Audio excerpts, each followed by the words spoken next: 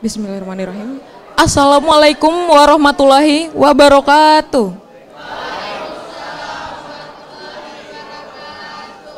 Selamat pagi, salam sejahtera untuk kita semua.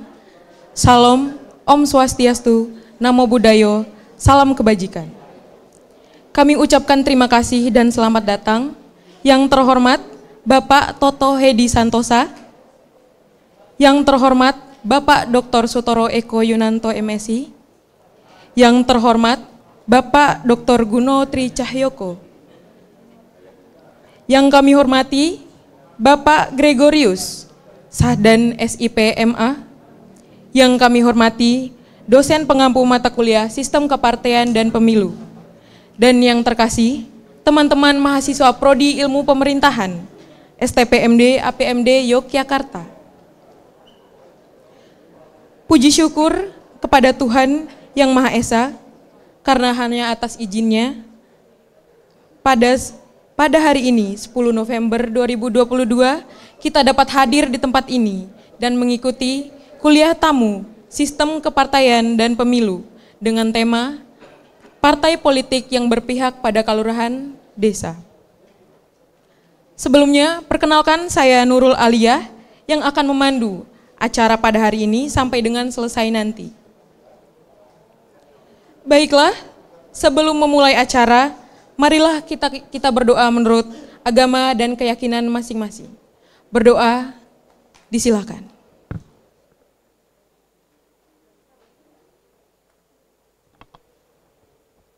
Berdoa selesai. Selanjutnya, menyanyikan lagu wajib, lagu Indonesia Raya, dilanjutkan Mars APMD. Hadirin dipersilakan berdiri.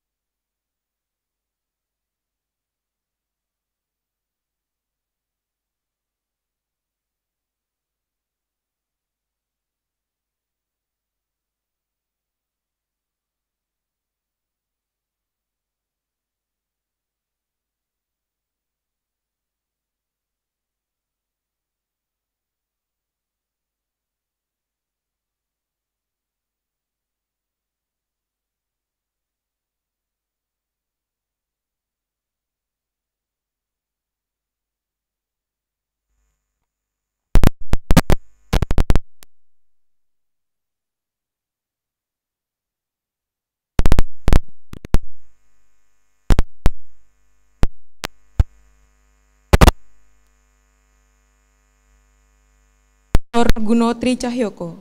Kepada Pak Guno, disilakan. Baik.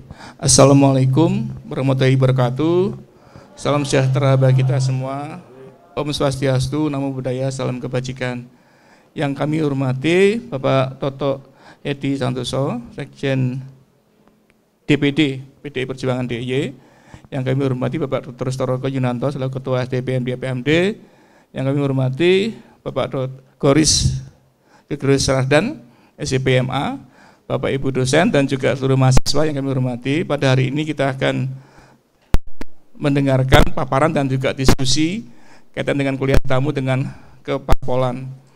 Ini sangat penting bagi kita karena kalau di dalam literatur yang ada di Indonesia, bicara tentang parpol hanya bicara tentang bagaimana kontestasi merebut kekuasaan dan juga kaitan dengan parlemen dan sebagainya. Jarang ada diskusi atau buku tentang bagaimana parpol ini berpihak pada rakyat, berpihak pada desa, khususnya pada kelurahan. Kita mengharapkan dalam pertemuan kuliah tamu hari ini kita akan mendapatkan pemikiran-pemikiran yang baru. Kita memproduksi pengetahuan. Di sini juga hadir beberapa wartawan, juga teman-teman nanti saya minta menulis satu artikel yang kita bisa melihat di web kita sehingga ada hal-hal yang baru, sehingga dalam kaitan dengan itu maka Prodi IP membudayakan memproduksi ilmu pengetahuan, mengkristalisasi dan itu menjadi temuan-temuan dan kemudian dilanjutkan dengan penelitian dan sebagainya. Demikian yang kami harapkan kiranya dalam pertemuan kuliah tamu ini kita mendapatkan ilmu yang baru, pengetahuan yang baru, juga teman-teman mahasiswa, pengetahuan yang baru ini akan berguna untuk kedepannya. Kita akhiri, Assalamualaikum warahmatullahi wabarakatuh.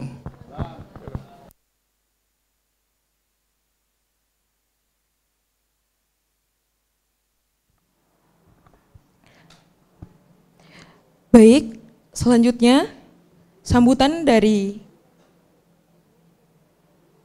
Ketua STPMD APMD Yogyakarta, Dr. Sutoro Eko Yunanto MSI.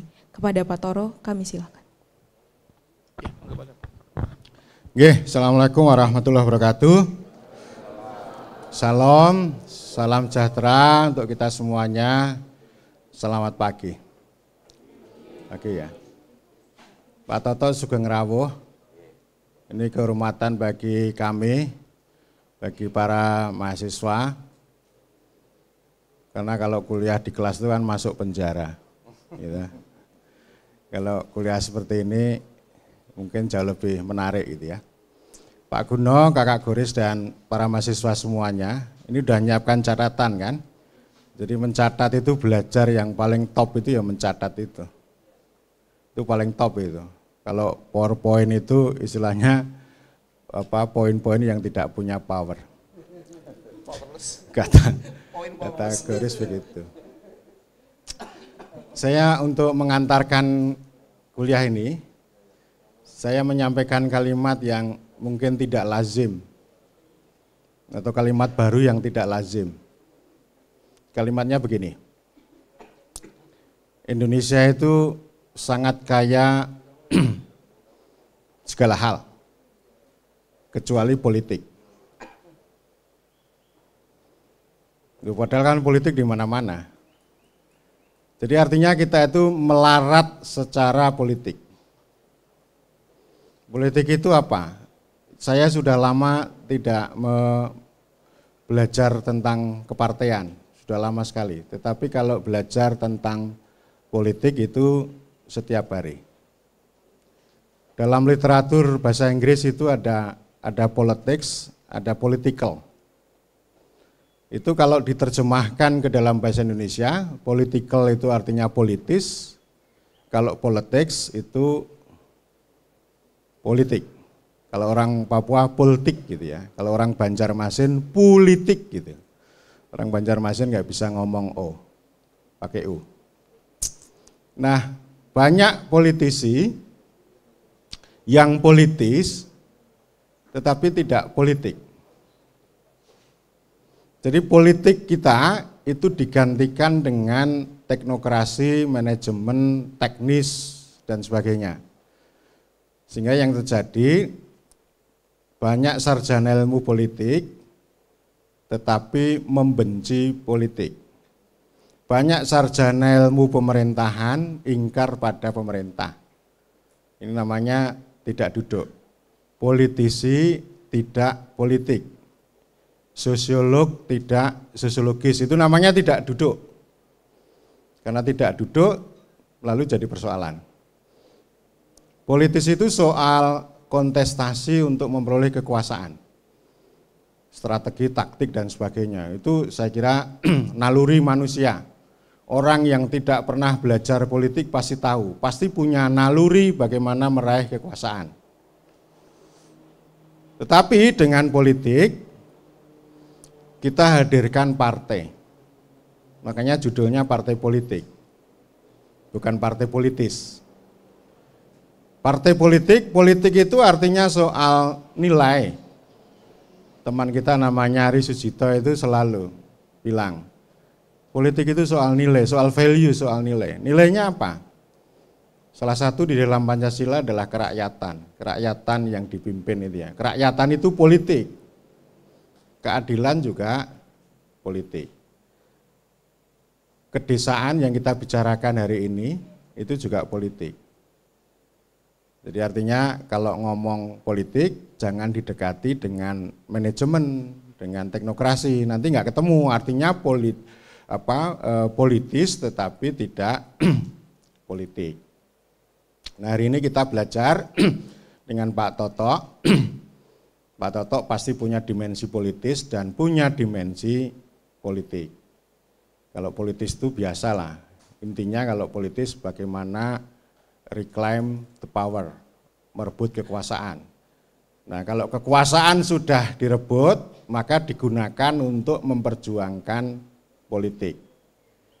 Intinya ya memperjuangkan rakyat, memperjuangkan desa dan seterusnya. Jadi kita akan belajar di situ dan para mahasiswa secara pedagogis, aksiologi pedagogis itu kan punya track pertama kan menjadi pemerintah.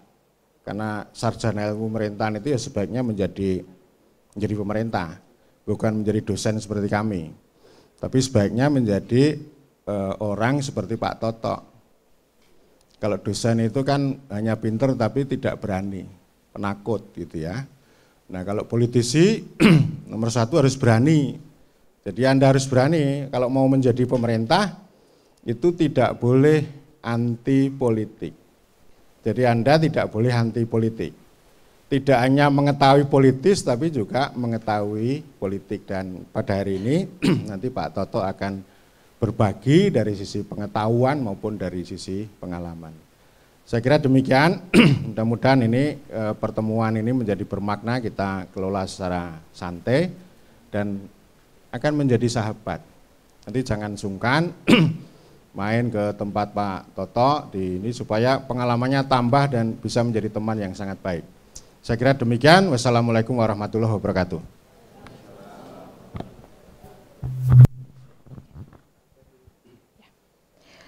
Baik, kami ucapkan terima kasih kepada Pak Guno dan Pak Toro yang telah menyampaikan sambutannya.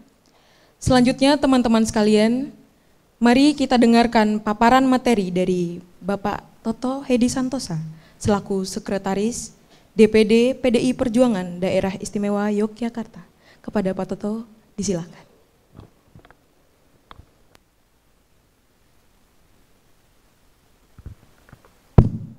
Ya, terima kasih atas waktunya. Yang saya hormati Mas Toro, Mas Guno, dan Mas Yoris ya. Goris, oke. Mohon maaf. Dan tentu saja kawan-kawan semua di STPMD atau APMD. Saya ingin cerita sebentar sebelum saya masuk ke materi. Mas Toro ini sama beberapa dosen Anda itu sering ketemu saya di sebuah forum yang lucu-lucu lah. Misalnya kami diskusi tentang banyak hal di sanggarnya Ari Sujito atau di tempat-tempat yang lain. Dan Mas Toro ini juga sering kami minta untuk berbicara di forum-forum yang kami selenggarakan atas nama partai politik yakni PDI Perjuangan. Selanjutnya saya akan masuk aja ke materi, tapi boleh nggak saya Ya, dibuka sebentar.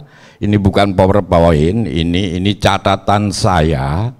Karena terus terang sehari-hari saya ini tidak ngurusi itu. Tapi sehari-hari saya ngurusi bagaimana ini para calon legislatif mendaftarkan diri dengan kelengkapannya, kemudian bagaimana saya harus melaporkan ke Jakarta, bagaimana saya kemudian harus mempersiapkan saksi dan sebagainya. Tetapi di sini ini saya kan ketemu dengan anak-anak muda yang sedang studi. Nah, maka saya ingin memperlihatkan ini pertama-tama nanti kalau ada sikap-sikap tertentu, pandangan tertentu dari terhadap partai politik itu memang sudah digambarkan sejak awal. Jadi yang pertama definisi partai politik ya. Partai politik adalah kelompok itu menurut Robert Dixon. Partai politik adalah kelompok warga negara yang memiliki tujuan kontestasi untuk memiliki kontrol terhadap jalannya pemerintahan, atau kumpulan orang yang bersatu dan memiliki prinsip tertentu untuk memperjuangkan kepentingan nasional, atau yang ingin menguasai pemerintahan dengan cara yang sah, baik di eksekutif, nah ini, di legislatif maupun di yudikatif. Jadi itu partai politik itu punya minat ke arah sana. Kemudian formasi sosial yang relatif tahan lama dan berusaha meraih kekuasaan. Atau juga partai, kalau pandangan Ronald Reagan itu presiden Amerika dulu, partai bukan persaudaraan tetapi persatuan karena keyakinan tertentu tentang bagaimana pemerintah dijalankan. Nah, selanjutnya kalau PDI Perjuangan itu bagaimana sih prinsipnya? Kan saya harus bercerita tentang partai saya. Itu sama, berjuang mendapatkan kekuasaan politik secara konstitusional sebagai alat untuk mewujudkan amanat Undang-Undang Dasar Negara Republik Indonesia tahun 1945, yaitu mewujudkan pemerintahan yang melindungi segenap bangsa Indonesia dan seluruh tumpah darah Indonesia, memajukan kesejahteraan umum dan seterusnya. Itu sebagaimana di pembukaan undang-undang. Coba lanjut dulu. Tetapi di dalam sejarah dunia ini ada partai politik yang tidak punya tujuan apa-apa, artinya merebut kekuasaan dan sebagainya. Salah satunya, kalau di Amerika Anda sering mendengar yang namanya Partai Hijau. Partai Hijau itu hanya berkomitmen pada masalah lingkungan hidup, kemudian non kekerasan, keadilan sosial, dan pengorganisasian akar rumput untuk kepentingan lingkungan hidup. Tetapi yang lebih menarik lagi ada di Polandia. Di Polandia itu ada partai minum bir, boleh percaya boleh tidak? Pernah dengar nggak ini partai minum bir? Pasti belum ya. Partai minum bir itu adalah kumpulan orang yang menyediakan waktu untuk diskusi politik di pub-pub dengan menyediakan bir yang bagus. Jadi mereka mendiskusikan politik secara baik tapi sambil minum bir. Tapi anehnya ketika ada pemilu gitu itu mereka maju dan mendapat 16 kursi. Itu di Polandia. Mereka nggak punya tujuan seperti yang lain-lain, tetapi itu terjadi. Nanti saya jelaskan kerangka-kerangkanya. Kenapa terjadi seperti itu. Selanjutnya, tetapi ada juga pandangan terhadap partai politik itu nggak tertulis itu ya, itu tulisannya merah di atas itu yang secara negatif itu dipandang partai-partai adalah kejahatan yang inheren dalam pemerintahan yang bebas. Itu pandangan seorang filsuf tentang keadilan itu. Ini Mas Toro dan ini pasti tahu ini. Itu pandangannya partai politik itu sarang kejahatan itu. Nah, nanti kawan-kawan melihat partai politik kayak mereka atau kayak apa nanti kita perlihatkan. Nah kemudian, tetapi ada yang positif ya, partai politik sesuatu yang tak terelakkan, sebab tidak ada negara merdeka tanpa partai. Tidak ada pula negara yang bisa menunjukkan bagaimana pemerintah yang representatif bisa bekerja tanpa partai. Nah, ini pandangan yang positif. Nanti nggak usah dicatat ini, tak tinggal aja itu tulisannya Anda copy, gitu ya. Wong ini nanti di ujian nggak ada kok ya. Tenang aja, sebagai pengetahuan aja, supaya nanti kita bisa berefleksi. Berikutnya, ada yang berpandangan demokrasi modern tidak bisa dibayangkan tanpa partai. Ada juga yang bicara tentang tidak ada Amerika tanpa demokrasi, tidak ada demokrasi tanpa politik, dan tidak ada politik tanpa partai. Ini tautologi namanya. Yang seperti ini. Kemudian tidak diragukan lagi pemerintah partai adalah ciri politik modern. Partai sepenuhnya diterima sebagai organisasi penting dalam pemerintahan di negara modern. Partai berhak memberikan arah jalannya politik dan dikukuhkan oleh hukum dalam konstitusi. Ini pandangan-pandangan. Lanjutnya, Mas. Nah, tetapi ada juga nih ya pandangan-pandangan dalam pemerintahan monarki, patriotisme memandang dengan toleran semangat partai. Tetapi pemerintahan rakyat yang murni dipilih rakyat, semangat partai tidak perlu didorong. Nah, ini pandangannya George Washington. Nah, pandangannya John Adams, negara terbelah dalam dua partai besar ini Amerika ini ya. Dalam hari ini partai politik dan partai Demokrat yang selalu mengambil langkah yang bertentangan. Ini nanti kita lihat di Indonesia hampir sama. Kemudian ada ini cerita-cerita lucu paradoknya. Kalau Thomas Jefferson itu mengatakan, jika masuk surga harus menjadi anggota partai politik, maka dia rela tidak masuk surga. Jadi ini Thomas Jefferson itu malah mengatakan itu, jika masuk surga itu syaratnya menjadi anggota partai politik, maka dia rela tidak masuk surga. Nah, ini kan pandangan-pandangan yang sinis gitu ya. Terus kemudian Hamilton Alexander ya mengasosiasikan dengan keserakahan, ambisi dan dendam. Itu partai politik berbagai pandangan. Lanjut, Mas.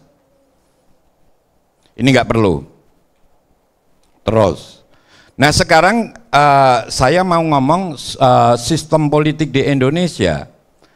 Sejak awal sebenarnya sistem politik di Indonesia itu dipikirkan oleh Soekarno dan kawan-kawan itu menyangkut dua hal. Pasti ada konflik dan seharusnya ada konsensus.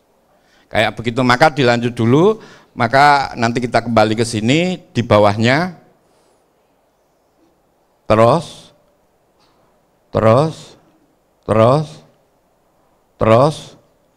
Nah, Soekarno itu melihat Indonesia, ini saya ngomong Soekarno ya. Soekarno bukan hanya karena kami di PDI menggunakan simbol Soekarno, tetapi ini salah satu pemikir penting tentang Indonesia. Sebenarnya di Indonesia ini ada tiga kekuatan besar menurut Soekarno, yakni nasionalisme, Islam, dan Marxisme. Itu di zaman pergerakan dulu. Ada kekuatan besar nasionalis, Islam, dan Marxis. Nah, itu harus disintesakan. Jadi itu tesanya ada nasionalisme, ada Islam, ada Marxisme. Itu disintesakan oleh Soekarno di dalam satu hal, yakni Pancasila.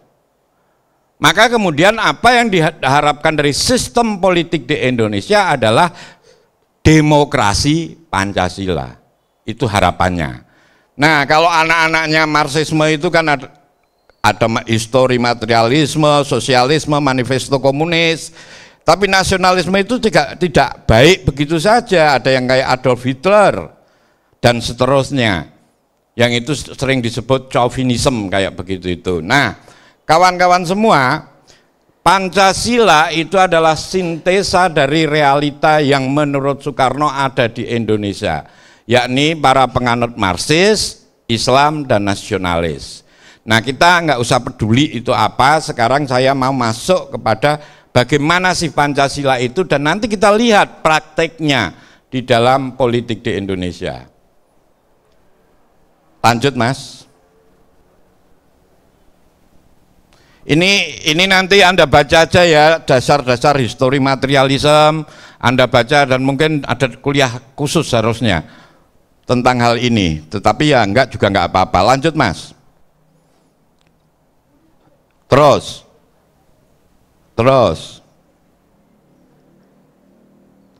Nah, apa itu Pancasila? Pancasila itu adalah Weltanschauung. Weltanschauung itu apa ya? Way of life, pandangan hidup. Tetapi juga Leitstar itu bintang penuntun. Nah, kurang lebih kayak begitu. Jadi itu dasarnya adalah watak, karakteristik, jati diri. Ini semua buah kontemplasi Soekarno yang diserap dari peradaban yang mengakar secara kuat di masyarakat Indonesia. Apa itu? Macam-macam nilainya ya, salah satunya yang tadi itu ada nasionalis, ada Islam, ada yang Marxis. Yang nanti kalau Anda sering dengar kata PKI itu yang bagian dari Marxis. Nah kayak begitu itu. Tetapi ini ruang ini bukan untuk bicara PKI atau apa, tetapi supaya Anda ngerti pemetaannya. Lanjut.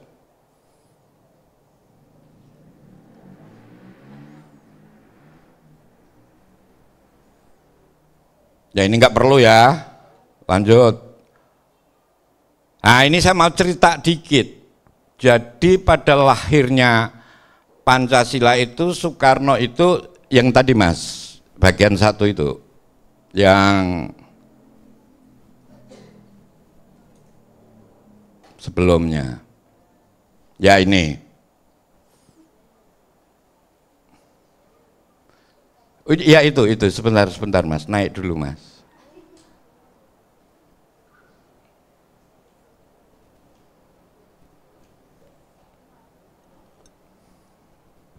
Ya intinya pada saat sidang melahirnya Pancasila itu banyak pendapat yang macam-macam. Ini kita itu kalau mau merdeka kita harus anak-anak kita terdidik dulu dan sebagainya, harus sehat dulu biar merdeka. Soekarno itu mengatakan, udahlah nggak usah terlalu jelimet. Yang penting adalah merdeka. Merdeka itu sebuah jembatan. Coba Mas, nggak bisa dioperasikan.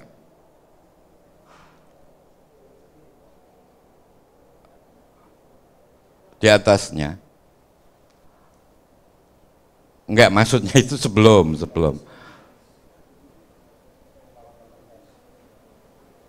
Nah, ini lah. Jadi Oke. Oke ya. Ya udah ditarik. Asal sebuah bangsa itu sudah mau merdeka ya merdeka saja, nggak usah nyiapkan macam-macam. Ya kemudian dia menyampaikan, kenapa ini jalan terus Den, coba dioperasikan Den.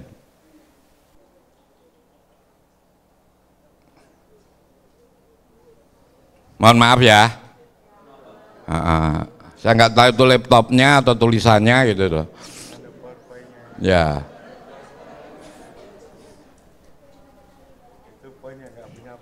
Iya, itu kan kata-kata Rocky Gerung yang nggak penting itu ya. Saya mohon maaf tuh kawan saya, tapi saya siap tarung apapun dengan dia. Dalam dunia filsafat ya. Ya.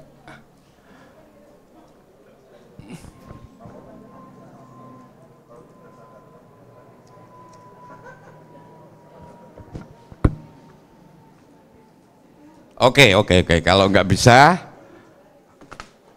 intinya begitu, ada banyak pandangan di situ. Kalau Otto Bauer kayak begini, kemudian Ernest Renan kayak begitu. Tetapi yang paling penting apa sih syarat untuk menjadi negara dan bangsa itu? Asal punya bumi, punya rakyat, punya pemerintahan, udah selesai. Kayak begini, jadi saya pusing juga karena ini jalan terus. ingatan saya kan nggak cukup untuk ini ya.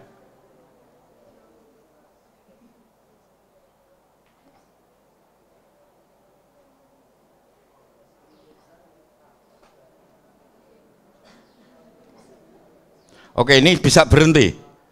Kalau ini bisa berhenti tak terangkan, kalau enggak terus saja.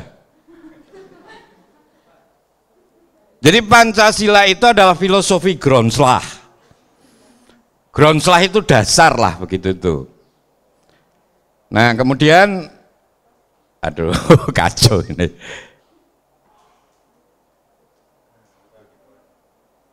Oke, ini tadi udah bawahnya. Nah ini ya. Nah dasar atau filosofi Groundslah itulah yang menjadi dasar norma yang turunnya di dalam hukum atau regulasi. Itu sumbernya adalah Pancasila.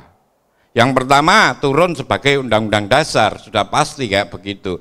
Nah Mahkamah Konstitusi itu bekerja berdasarkan Undang-Undang Dasar dan Pancasila. Apakah sebuah regulasi itu menyalahi filosofi Groundslah dan ground normnya itu didasarkan pada itu.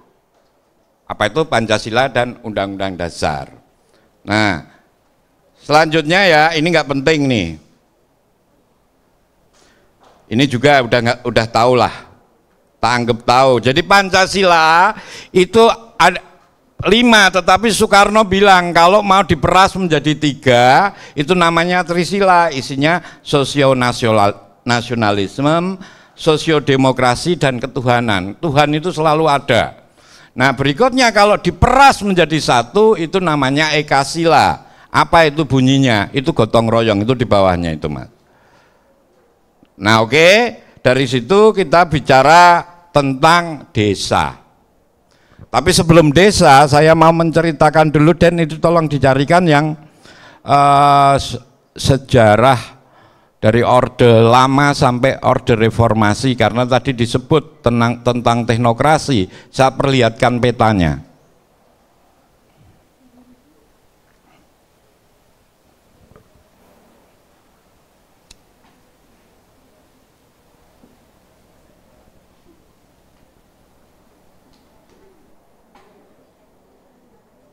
Ya sebelumnya sampai di atasnya.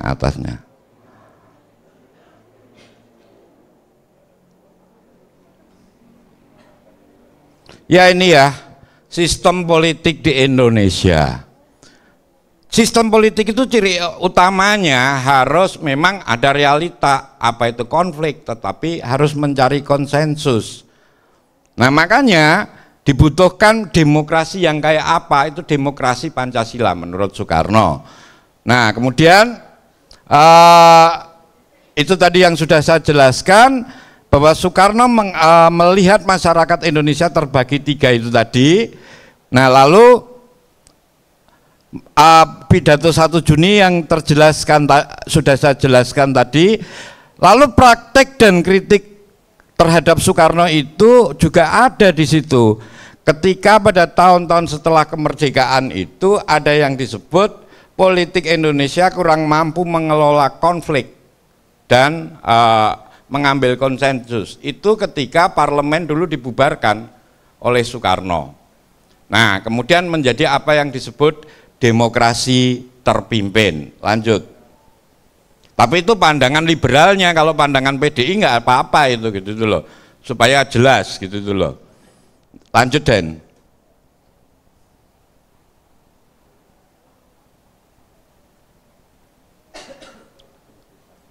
Oke. Ini agak nggak urut ya. Oke, sekarang kita ngomong desa, tapi frame-nya ini loh Den yang saya maksud. Lalu di Orde Baru kayak apa? Nah ini, ketika itu Indonesia itu mengalami apa yang disebut demokrasi liberal di zaman Soekarno, di mana begitu banyak partai politik. Nah itu kemudian dan dilihat oleh Soekarno ternyata itu tidak mendapatkan konsensus. Maka ketika Soekarno kemudian diturunkan atau turun atau apapun namanya, Orde Baru itu masuk dengan kekuatan utamanya yakni ABRI yang kita kenal sebagai dwifungsi ABRI, tetapi mencoba tetap seakan-akan demokratis dengan menghidupkan partai politik yakni P3 atau Partai Persatuan Pembangunan dan PDI. Nah, jadi hanya ada 3, yang satu Golkar itu tidak mau disebut sebagai partai politik. Nah, lalu coraknya kayak apa? Nah, coraknya teknokratis di situ. Yang tadi disebut oleh Pak Ketua ini bahwa di zaman Orde Baru itu muncullah cendekiawan-cendekiawan terutama para ekonom yang kemudian mengatur seluruh orde pemerintahan tanpa dengan partai politik. Yang terjadi kemudian segala sesuatu menjadi teknokratis. Pandangan politisnya yang bisa menyampaikan aspirasi masyarakat. Kenapa pandangan politis ini penting? Karena partai politik itu berdiri untuk mengagregasi kepentingan masyarakat. Dari kepentingan-kepentingan yang spesial menjadi kepentingan yang lebih umum. Nah, itu yang bisa melakukan adalah partai politik. Di zaman Orde Baru fungsi itu hilang. Semua dijalankan by order oleh para demokrat, terutama adalah para ekonom. Itu yang terjadi. Pertanyaannya, apakah di zaman reformasi masih seperti itu? Masih. Karena yang direformasi dulu hanya Soeharto, tetapi orang-orangnya sebenarnya masih ada di sana, dan itu yang membuat hari ini pun warna teknokratisnya lebih tinggi dibandingkan warna politisnya. Yang politis itu yang kayak apa? Yang membela kepentingan rakyat. Kalau mereka itu hanya berdasarkan ini loh tujuannya, maka outputnya di situ selesai. Selanjutnya yang penting bikin laporannya beres. Itu kerja teknokratis, memang efektif, memang efisien, seakan-akan semua berjalan lancar. Tapi apakah itu menggambarkan kepentingan rakyat, itu pertanyaannya. Nah, disinilah kemudian kalau kita bicara tentang desa. Desa yang pertama saya ingin mengatakan, kalau PDI Perjuangan itu punya prinsip desa kuat negara maju. Nah, makanya itu berkaitan dengan salah satu undang-undang nomor 6 kalau nggak salah ya, 2014, yang salah satunya kalau nggak salah diinisiasi oleh Mas Sutoro Eko. Ada di situ ada Ari Sujito, ada Budiman Sujatmiko, yang intinya desa adalah kesatuan masyarakat hukum yang memiliki batas wilayah, berwenang mengatur, mengurus urusan pemerintah, kepentingan masyarakat setempat berdasarkan prakarsa masyarakat dan hak asal usul tradisinya. Nah, sumber pendapatannya macam-macam di desa ini. Ini kawan-kawan STPMD atau EPMD perlu. Di sana ada APBN, tetapi juga ada hasil usaha desa, swadaya dan partisipasi masyarakat, gotong royong, bahkan dana alokasi umum. Nah, ini artinya desa itu memiliki potensi yang cukup besar. Sejak tahun 2014, pertanyaannya kan kalau di TOR itu bagaimana partai politik kalau pas kampanye kan begitu di TOR yang dibikin Pak Juang ya kalau nggak salah, itu selalu ini masyarakat desa, tetapi ketika ini kok seperti ditinggalkan. Itu pernyataan itu bisa benar bisa salah. Benarnya karena pemerintah itu sekarang teknokratis, maka kemudian prakteknya semua hanya ditentukan oleh regulasi yang ada. Sehingga inisiatif masyarakat kadang-kadang takut, karena takut dihukum, dipenjara. Kayak begitu. Nah, kemudian apakah kemudian partai politik tidak mengelola itu sedemikian rupa? Partai politik sebenarnya menambahkan dana-dana melalui mekanisme yang ada, antara lain yang namanya bantuan keuangan khusus melalui hak-hak anggota dewan, tetapi pengelolaannya balik-balik lagi terkungkung pada beberapa aturan. Nah, disinilah sebenarnya kawan-kawan kalau saya mau mengatakan bahwa pada dasarnya ada perhatian khusus untuk desa. Hanya soalnya itu adalah filosofinya. Asumsi yang digunakan, asumsinya begini, seakan-akan negara itu sangat pintar dan desa sangat bodoh. Sehingga apa? Sehingga harus menuruti aturan yang di atasnya. Ini filosofi dasarnya. Kayak pendidikan kita dengan dulu ya, orang harus ujian nasional. Itu asumsi yang digunakan bahwa negara sangat pintar dan masyarakat bodoh. Semua distandarisasi supaya pintar harus kayak nasional. Ini bisa dipahami ya, apa logika-logika kayak begini. Nah, pertanyaan berikutnya, kalau saya seorang mahasiswa STPMD, APMD, apakah masih tertarik kembali ke desa, mengembangkan desa dengan dana-dananya? Kalau sekarang sampai 1,5 miliar yang dari APBD, belum dana-dana alokasi umum, kemudian dari swadaya masyarakat, cukup besar ada di desa.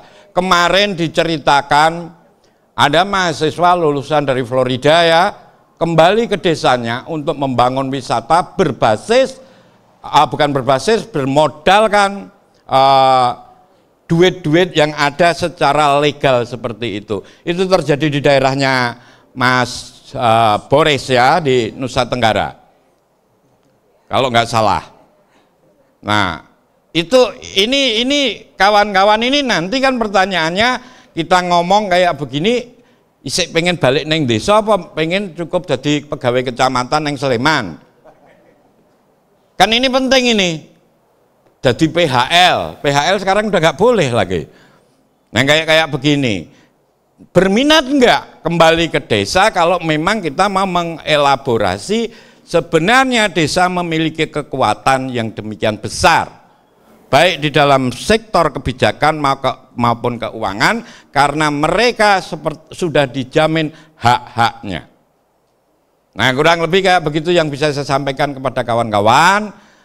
Nanti semoga di dalam diskusi aja lebih bisa dikembangkan. Kalau saya sarikan dari yang awal saya bicara, ada dua pandangan tentang partai politik. Yang pertama adalah yang sinis, yang kedua adalah yang positif. Yang positif itu artinya begini, nggak mungkin negara demokrasi tanpa partai politik. Karena apa? Karena partai politik itulah berfungsi mengagregasi kepentingan masyarakat, kepentingan khusus itu menjadi kepentingan umum yang disampaikan kepada pemerintah. Nah selanjutnya ada yang sinis, yang tadi saya sebutkan ya, partai politik itu sumber kejahatan. Nah hari ini mungkin kawan-kawan juga melihat di Indonesia ini ya ada nih ya partai politik yang ikut maling, kan begitu ya. Nah tetapi mau dikatakan apa itu, itulah yang terjadi hari ini. Berikutnya, sampai hari ini juga kita tidak pernah melihat ada konsensus. Ada konsensus di antara para partai-partai politik, sehingga Anda bisa melihat hari ini masih ada cebong sama kampret, kadrun, macam-macam. Ini apa? Ini polarisasi yang juga sudah terjadi pada tahun-tahun awal kemerdekaan. Apa yang terjadi? Bahwa Indonesia ini rupanya susah sekali membuat konsensus. Nah di antara kita coba Anda praktek aja di Senat atau di mana, di biro, di organisasi kemahasiswaan, di situ ada faksi enggak? Saya tak tanya pada kawan-kawan. Kalau ada faksi, apakah mereka bisa memiliki konsensus demi tujuan tertentu? Lah tujuannya apa bernegara? Menciptakan kesejahteraan umum, mencerdaskan kehidupan bangsa, menertibkan ikut menjaga ketertiban dunia. Nah sekarang kita lihat jujur-jujur aja, ini pemilu presiden belum, pendaftaran belum, orang sudah berantem. Ini pendukung Anies, ini pendukung Ganjar, ini Dewan Kolonel. Saya itu tas itu Dewan Kopral. Dan seterusnya. Minat bertarungnya itu luar biasa. Ini bukan soal apa-apa. Dulu di zaman tahun-tahun kemerdekaan awal, Partai Katolik Nasrani itu ya, yang jumlahnya hanya 10%, itu pun berantem sama Kristen. Kayak begitulah, inilah yang terjadi realitanya kawan-kawan. Tetapi tadi di awal oleh Bapak Ketua, kalau Anda jadi mahasiswa dan kemudian mau mengabdi kepada masyarakat, tidak hanya butuh tahu politik, tetapi juga lebih jauh dari itu, bisa lebih politis di dalam melihat. Tetapi nek nggo politis, kowe kudu ngerti partai politik. Kurang lebih kayak begitu, syukur-syukur Anda bergabung aktif di partai politik apapun. Supaya Anda belajar, karena ilmu pengetahuan itu biasanya Anda dapatkan setelah Anda lewati. Saya mau cerita ketika saya kelas 3 SD, saya selalu memandang kelas 2 itu lebih gampang. Padahal itu sebenarnya baru 1 bulan saya menjadi kelas 3. Itu adalah yang disebut proses mentubuhkan knowledge, ilmu pengetahuan. Seperti Anda hari ini belajar teori-teori pemerintahan, nanti Anda begitu lulus dan masuk, Anda baru tahu manfaatnya itu.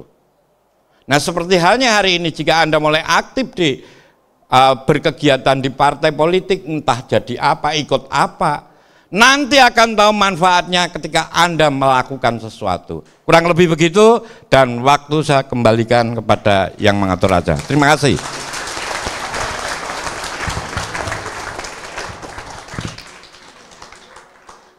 Baiklah, terima kasih banyak kepada Bapak Toto telah menyampaikan beberapa paparan materi untuk kami semua di sini.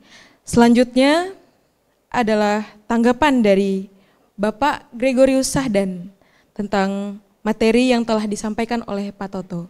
Kepada Pak Goris, dipersilakan. Terima kasih banyak Mbak Nur. Pak Totok yang saya hormati, senior sekaligus mungkin di jalur perjuangan yang sama ya. Pak Toro selaku guru desa, guru saya ya. Dulu Pak Toro mengajar saya tentang sistem kepartean dan pemilu. Juga mengajar tentang kekuatan politik Indonesia. 2 mata kuliah itu yang membuat saya terkesan sampai dengan sekarang ya. Yang pertama mungkin teman-teman belum mengenal saya ya. Saya kebetulan lagi cuti ya, lagi mengambil S3 di Undip ya. Saya ketua program studi ilmu pemerintahan sebelum Pak Guno ya, 2014-2019. Kemudian ditambah lagi 2019-2020, 1 tahun. Saat ini saya sedang ambil S3 dan mudah-mudahan dengan doa dan dukungan teman-teman nanti menjadi lebih lancar ya. Nah, ada beberapa tanggapan yang saya sampaikan terkait dengan yang disampaikan oleh Pak Totok ya. Yang pertama bahwa kita melihat ya bahwa partai politik itu adalah basis dari demokrasi modern ya. Mungkin teman-teman sudah diberitahu sama Pak Guno ya, ada orang yang namanya Barrington Moore, seorang sosiolog ya. Dia mengatakan bahwa no party, no demokrasi. Tidak ada partai, tidak ada demokrasi. Dan formasi dasar dari pembentukan pemerintahan modern itu selalu melalui partai politik ya. Ada yang namanya negara yang menganut sistem satu partai, one party system ya, seperti Cina ya. Kemudian ada yang two party system, seperti Amerika ya. Di Amerika itu ada partai Republik dan partai Demokrat ya. Dan Indonesia dengan beberapa negara yang lain di Amerika Latin itu menganut multi-party system ya, atau sistem kepartaian yang sangat banyak ya. Dan kalau kita bicara tentang teknokrasi di dalam pengambilan kebijakan saat ini, sebenarnya berdasarkan analisis saya itu tidak lebih dan tidak kurang bagian dari perilaku politik dari partai politik sendiri ya. Jujur bahwa partai politik itu kalah ketika bertarung dengan para teknokrat ya. Seperti Sri Mulyani gitu. Ketika Sri Mulyani menyodorkan draft ya, kebutuhan anggaran yang harus dipenuhi oleh negara di dalam penyelenggaraan negara, maka kemudian partai politik juga mati kutu ya. Sebagaimana teman-teman mengetahui, kalau Daniel Dakida itu mengatakan bahwa ada 3 proses formasi pembentukan partai politik di Indonesia. Yang pertama itu adalah partai politik yang dibentuk pra-kemerdekaan atau sebelum 17 Agustus 1945 ya. Partai yang pertama sekali muncul itu adalah partai Indi Seperti ya, atau Partai Hindia yang didirikan oleh 3 serangkai ya, Dowes Dekker dengan kawan-kawan ya. Dan tujuan dari pembentukan partai pada saat itu adalah untuk memperjuangkan kemerdekaan, supaya kemerdekaan Indonesia itu bisa cepat tercapai. Nah kemudian formasi yang kedua itu adalah pada tahun 1945 sampai dengan 1965. Di mana Indonesia mengalami pemilu pertama sekali tahun 1955 yang diikuti oleh banyak sekali partai politik ya, di mana di dalam pemilu tahun 1955 itu dianggap sebagai pemilu yang paling demokratis di Indonesia ya. Nah tetapi pemerintahan yang dibentuk berdasarkan pemilu tahun 1955 itu gagal menjalankan program pembangunannya. Jadi pemerintahan itu selalu tidak memiliki kemampuan untuk menjalankan pembangunan karena tekanan-tekanan atau konflik yang disebabkan oleh polarisasi politik yang sangat luar biasa. Nah pada zaman Orde Baru atau formasi yang ketiga itu pada zaman Orde Baru ya, dari tahun 1973 sampai dengan tahun 1998 ya. Nah pada tahun 1900 atau pada era Orde Baru sejatinya itu ada 3 partai politik, yaitu ada Golkar ya, ada PDI dan ada P3 ya. Tetapi prakteknya kita adalah negara yang menganut sistem satu partai, one party system ya, seperti di negara komunis ya. Tidak ada demokrasi ya.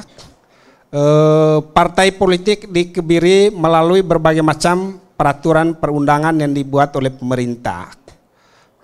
Di desa waktu itu dikenal dengan istilah floating mess, masa mengambang, masa yang tidak boleh disentuh secara politik ya, masa yang tidak boleh disadarkan tentang hak dan kedaulatannya sebagai warga negara ya. Nah pasca 98, formasi yang keempat dari partai politik di Indonesia itu muncul istilah yang oleh Giovanni Sartori itu disebut dengan atomized pluralist party system ya, atau muncul partai yang sangat banyak ya, seperti atom, dan bahkan partai politik ini gampang terpecah-pecah ya. PKS misalnya yang terakhir pecah menjadi melahirkan Gelora ya. Kemudian ada beberapa partai juga seperti PAN ya, PAN melahirkan Partai Umat ya, dan lain-lain sebagainya ya. Nah kita melihat bahwa yang pertama sebagai inti dari formasi pembentukan pemerintahan yang demokratis, mandat yang diberikan kepada partai politik itu belum berjalan dengan maksimal ya. Karena partai masih sibuk dengan problem-problem internalnya sendiri ya. Kemudian yang kedua, wajah kebijakan pemerintah yang terlalu teknokratis itu ya dikontribusi oleh sebagian besar karena perilaku internal dari partai politik ya. Jadi banyak riset yang mengatakan bahwa masalah terbesar dari partai politik di Indonesia sekarang adalah kelembagaan politik yang rapuh. Jadi partai politik masih lebih banyak dikelola secara personal, bukan dikelola secara institusional ya, belum termanajemen dengan baik ya. Nah, terkait dengan desa, saya mempunyai 3 masalah utama yang saya lihat ya. Yang pertama, partai politik sampai dengan saat ini ya bisa jadi masih melihat desa itu sebagai pendulang suara di dalam pemilu ya. Sehingga kalau menjelang pemilu mungkin banyak sekali caleg-caleg yang ke desa ya. Dalam pemilu 2019 kemarin ada beberapa caleg yang punya program untuk membuat program pengaspalan jalan desa ya. Yang kemudian dipagarin ya. Dipagarin lagi karena ternyata tidak memilih caleg yang bersangkutan ya. Nah itu problem karena partai politik ini baru hadir di desa menjelang pemilu ya, atau setiap 5 tahun sekali. Jadi hubungan dengan desa itu atau kemitraan dengan desa antara partai politik dengan desa itu belum terbangun dengan baik ya. Nah kemudian yang kedua, partai politik juga tetap memperlakukan desa itu sebagai objek ya. Nanti kita misalnya bisa melihat 3 wajah partai politik ya. Wajah partai politik di parlemen, kemudian wajah partai politik di pemerintahan, dan wajah partai politik di grassroots atau di masyarakat ya. Nah, salah satu contoh dengan bagaimana partai politik itu menempatkan desa itu sebagai objek adalah yang pertama, selalu terjadi kontradiksi di dalam pelaksanaan peraturan perundang-undangan ya. Misalnya yang pertama terkait dengan seleksi perangkat desa ya. Di undang-undang desa, perangkat desa itu diangkat oleh kepala desa terpilih. Tetapi di peraturan daerah ya, peraturan bupati, kemudian peraturan gubernur ya, termasuk di Perda. Jadi itu mempunyai selera yang kontrasi dengan peraturan perundang-undangan. Nah kemudian yang kedua, misalnya sekarang ini banyak sekali program-program lintas sektoral yang masuk ke desa. Misalnya stunting dari kesehatan ya, kemudian BLT dana desa ya dari Kementerian Sosial ya. Nah semua program-program ini sumber keuangannya dibebankan kepada anggaran pendapatan belanja desa. Nah padahal di Undang-Undang Nomor 6 tahun 2014 itu sudah jelas dikatakan bahwa semua program sektoral yang masuk ke desa itu biayanya dibebankan kepada kementerian terkait atau lembaga terkait ya, atau pemerintah supradesa yang memberikan tugas dan kewenangan itu kepada desa. Tetapi prakteknya sampai dengan saat ini ya desa itu tidak memiliki kewenangan untuk mengatur dan mengurus dirinya ya.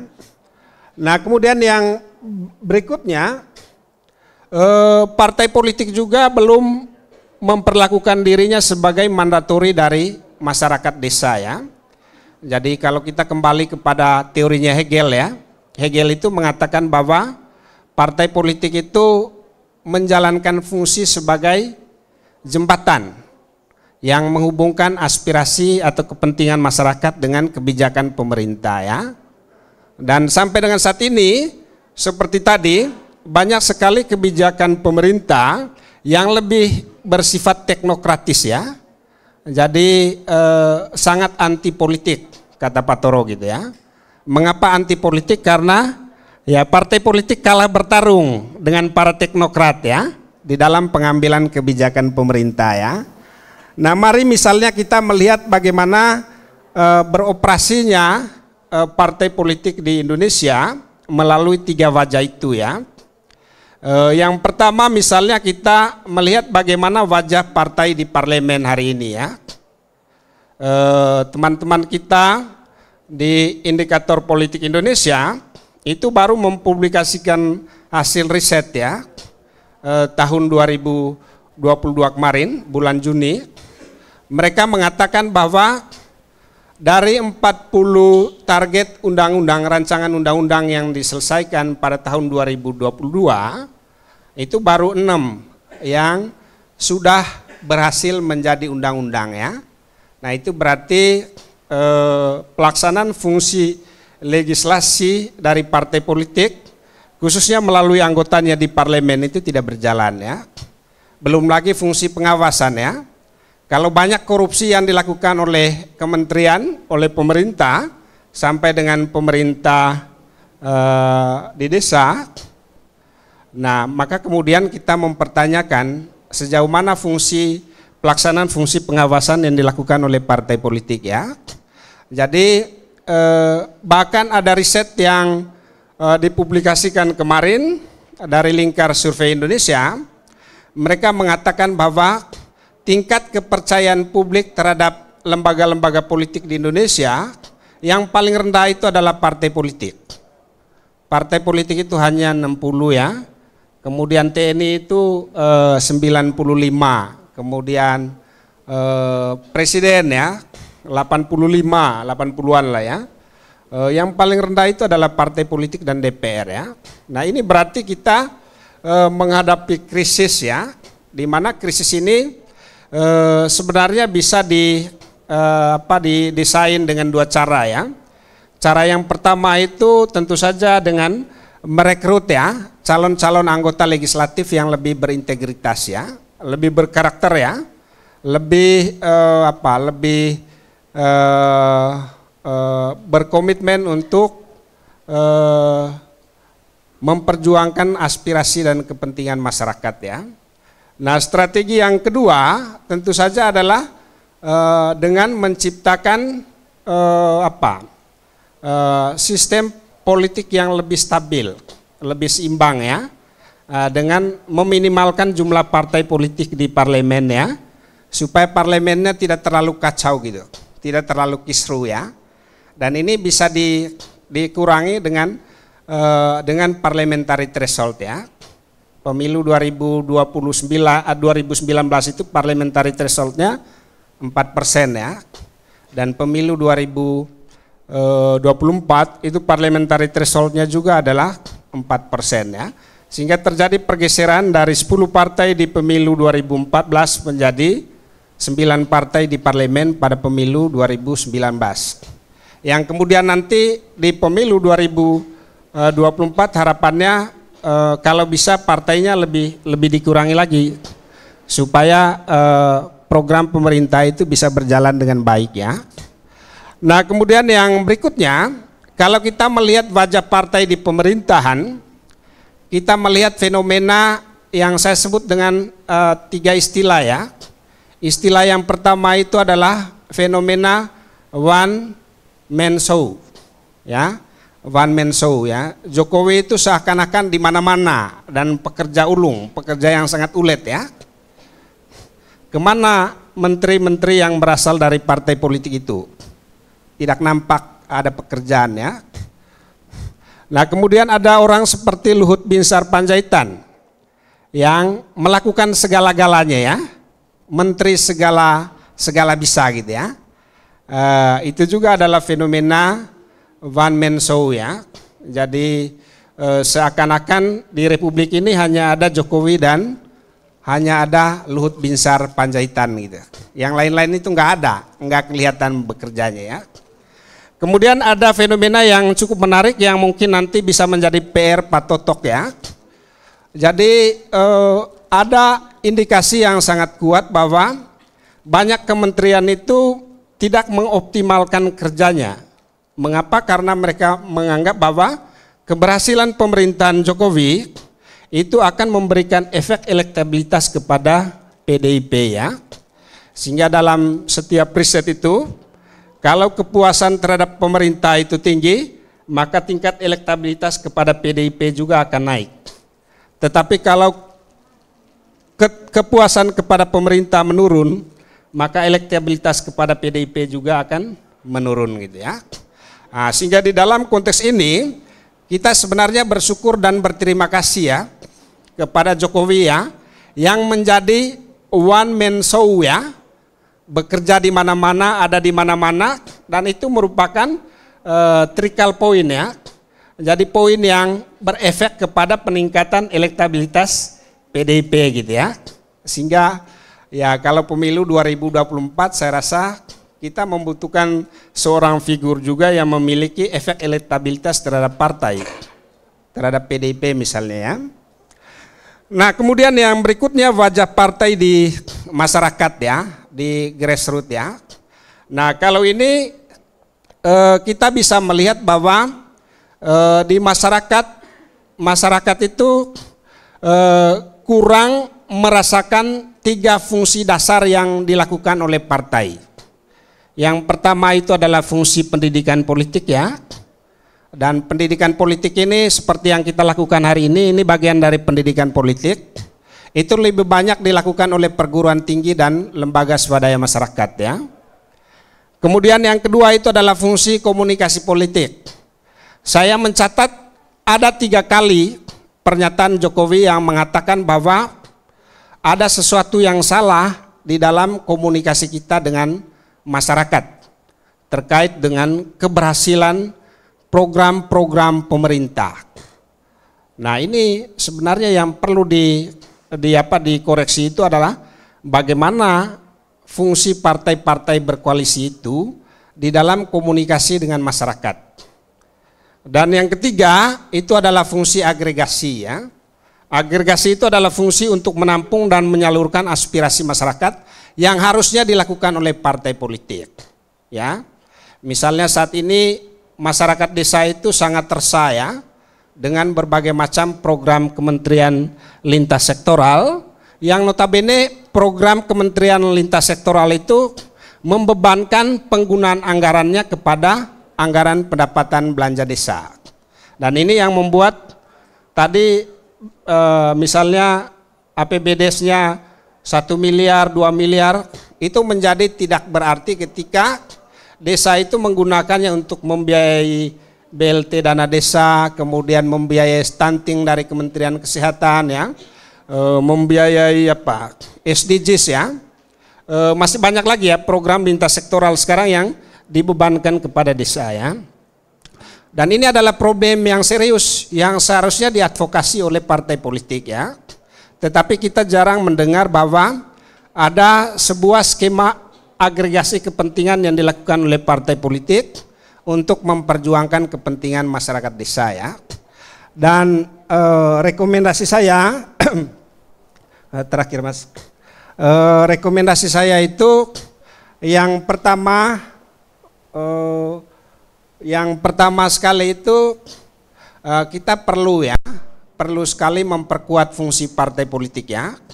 Jadi teman-teman yang belajar tentang sistem kepartaian dan pemilu ini jangan sampai membangun sikap anti politik, anti partai ya, tetapi masuk dan bila perlu menguasai partai politik ya. Dan saya berharap bahwa 1 atau 2 di antara Anda yang mengikuti kuliah hari ini suatu saat akan menjadi ketua partai ya. Dan walaupun ada leluconnya Pak Totok ya. Leluconnya gini, bisnis yang paling laris di Indonesia itu adalah bisnis mendirikan partai politik. Bisnis pertanian itu gagal ya. Bisnis peternakan itu gagal ya, maka cara berternak yang paling laris di Indonesia itu adalah mendirikan partai politik. Itu pasti laris ya, karena partai politik itu kalau dia memperoleh kursi di parlemen, otomatis dia mendapatkan bantuan dari pemerintah ya. Kemudian yang kedua ini yang paling penting, saya rasa kalau kita bicara tentang basis dari demokrasi di Indonesia adalah desa, maka partai politik perlu punya peran untuk memperkuat tradisi berdesa, tradisi konstitusionalisme di desa yang lebih semarak, lebih kuat ya. Nah, mungkin tentang gotong royong, kerakyatan, keadilan dalam Pancasila itu bisa dioperasionalkan ya, menjadi tradisi yang terus-menerus disintesakan di desa untuk melahirkan kebijakan yang lebih berbasis pada kebutuhan masyarakat ya. Nah, kemudian yang berikutnya ada rekomendasi yang lebih operasional ya. Misalnya partai politik yang sebentar lagi pentahapan pemilu dimulai untuk perekrutan calon anggota legislatif itu dimulai, maka perlu melakukan open rekrutmen yang benar-benar terbuka ya. Misalnya di APMD diumumkan Pak Totok ya, ada rekrutmen calon anggota legislatif PDIP, silakan gitu ya. Dan perlu dicari track recordnya ya. Jadi recordnya yang benar-benar ada rekamnya ya. Sehingga yang mencederai partai, melakukan korupsi dan lain-lain sebagainya, itu tidak punya peluang untuk menjadi anggota legislatif ya. Nah, problemnya karena fungsi rekrutmen dan kaderisasi di partai politik yang tidak dilakukan secara terbuka ya, open rekrutmen itu tidak berjalan gitu. Dan yang terakhir, jadi mungkin perlu juga partai politik lebih banyak berhubungan dengan desa, menjadikan desa itu sebagai mitra untuk membentuk pemerintahan yang lebih demokratis, pemerintahan yang lebih sejahtera, dan pemerintahan yang lebih mampu menjalankan mandat kedaulatan rakyat gitu. Itu saja yang bisa saya sampaikan. Saya kembalikan kepada MC. Terima kasih.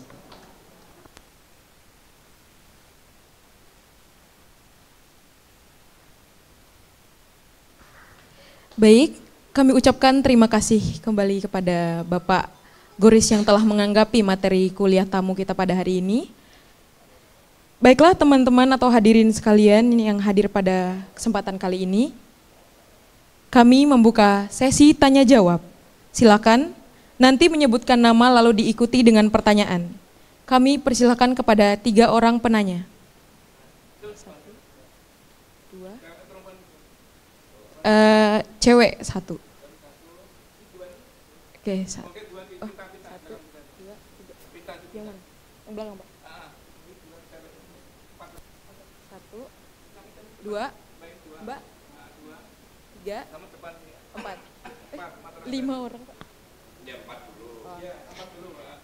Baik, kami harapkan yang pertanyaan pertama tadi, Bang, sebelah kiri, dipersilakan.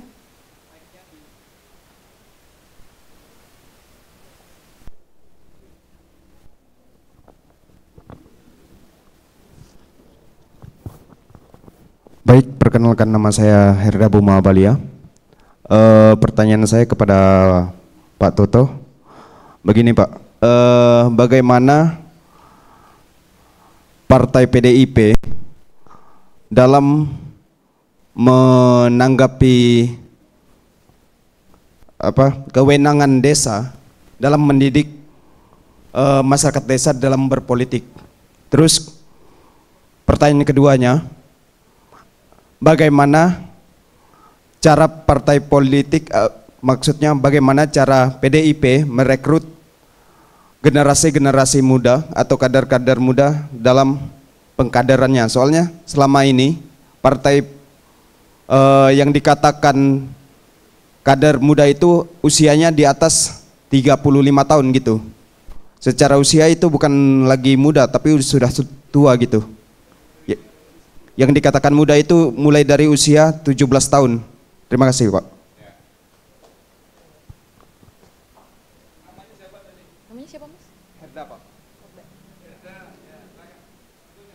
Baik, berikutnya.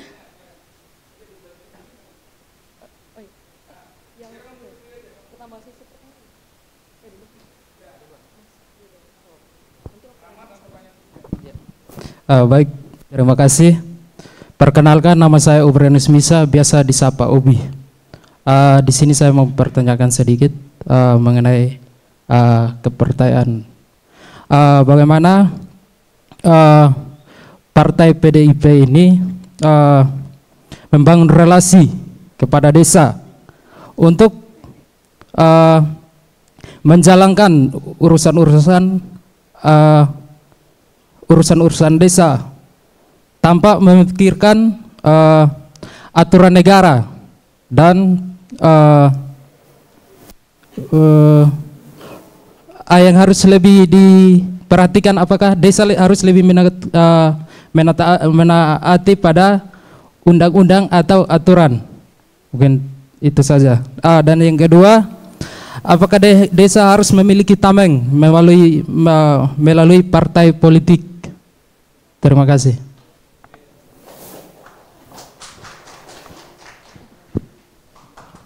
Selanjutnya, cewek.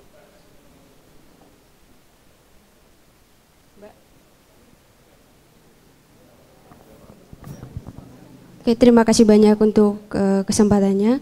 Perkenalkan, nama saya Priana Hindramayu, bisa dipanggil Ayu. Menarik tadi apa yang telah disampaikan oleh Pak Toto dan juga penanggapan dari Pak Goris. Di sini saya tertarik di bagian fungsi partai politik itu sendiri, Pak. Di mana ada tadi dijelaskan bahwasannya fungsi partai politik itu ada 3, di mana sebagai partai politik itu bisa memberikan pendidikan politik kepada masyarakat, terus yang kedua sebagai komunikasi politik, selanjutnya sebagai pengagregasian kepentingan masyarakat. Dan yang perlu saya tanyakan di sini, bagaimana selama ini PDIP mendudukan 3 fungsi itu di masyarakat gitu. Terima kasih.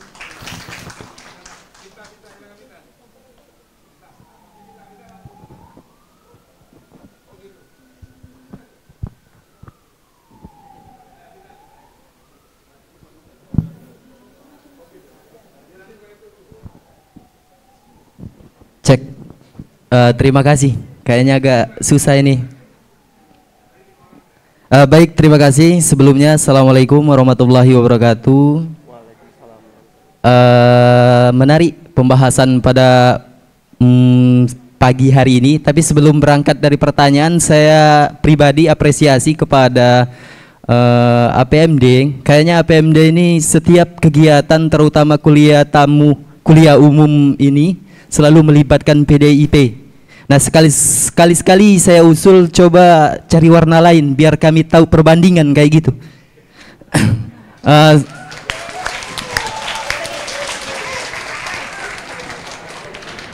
Selanjutnya untuk ini langsung pertanyaan, mohon maaf kalau ada yang salah, tapi kayak ginilah. Kalau peribahasa katakanlah sejujurnya walaupun itu menyakitkan, kan kayak gitu.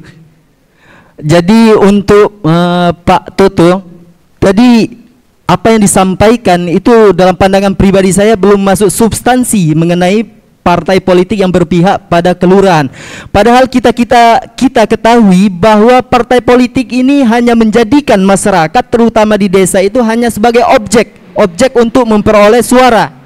Nah, sedangkan tadi telah disampaikan oleh Pak Toto bahwa partai politik ini terkukung dengan regulasi. Ini kan aneh. Mereka yang mewakilkan DPR membuat regulasi, kenapa partai politik terkukung dengan regulasi sehingga berpihak itu enggak terjadi? Nah, kira-kira tanggapannya kayak gimana gitu, Pak? Terima kasih banyak. Oke, baik, terima kasih atas waktu dan kesempatan yang diberikan kepada saya. Di sini saya ingin bertanya kepada Pak Toto. Sebelumnya saya mau sedikit sharing juga berkaitan dengan yang telah Pak Toto sampaikan tadi, bahwa dana yang mengalir dalam desa sangat besar dan juga itu juga tertulis dalam Undang-Undang Desa.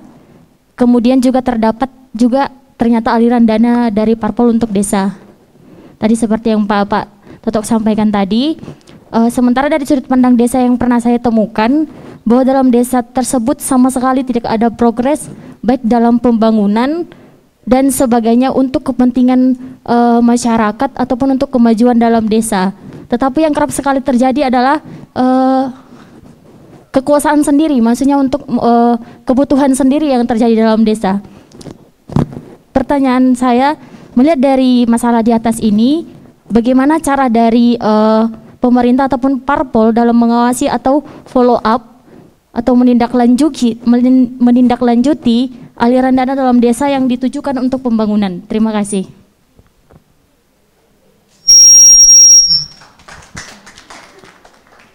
Baik, mari kita berikan aplaus kepada 5 orang penanya kita pada hari ini. Jadi pertanyaan dari kelima orang penanya kita pada hari ini ditujukan kepada Bapak Toto Edi Suhadi, mulai dari kepartaian, kader-kader, fungsi kepartaian di dalam PDIP, substansi dari paparan materi, follow up dari parpol tentang dana desa. Baiklah, kesempatan kami berikan kepada Bapak Toto Edi untuk menjawab. Saya kira Mas Gores ada ini tadi juga pertanyaan walaupun nggak langsung, terutama tentang fungsi partai politik ya. Saya akan mulai dari yang paling nomor 5, yang paling saya ingat ya, pernyataan mengalir dari dana parpol. Saya kira tadi saya nggak mengatakan itu, tetapi ada BKK, yang BKK itu bantuan keuangan khusus, yang itu juga diambil dari pemerintah, yang kepada desa yang dilakukan oleh kader-kader partai yang duduk di legislatif. Itu yang pertama koreksinya. Mbak siapa tadi? Yang mana tadi orangnya?